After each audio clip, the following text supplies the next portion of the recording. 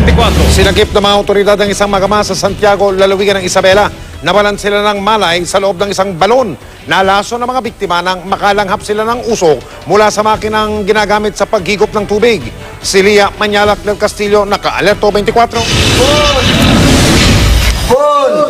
Maingat at kalkulado ang galaw ng mga rescuer para maisalba ang mag-amang natrap sa loob ng balon na ito sa Santiago, Isabela. Ilang beses silang nag-akyat baba sa balon na may lalim na hanggang 15 metro. Una raw bumaba sa balon ang nakatatandang biktima na si Jerry Manuel kasama ang isa pang katrabaho para higupin ang tubig doon. Pero maya-maya, nahilo na raw sila dahil sa usok mula sa pinaandar nilang makina. Nakalabas daw agad ang kasamahan ni Jerry at naiwan siyang walang malay sa loob ng balon. Posible raw na natunugan ng anak ni Jerry na si Jomar ang nangyari sa ama, kaya sunod itong lumusong sa hukay. Pero naipit daw ang katawan ni Jomar sa isang hagdan doon hanggang mawalan din daw ng malay. Ang nakasusulasok na usok sa loob, hindi rin kinaya ng mga rescuer. Bakit lumabas ulit kayo? Pansan yung usok.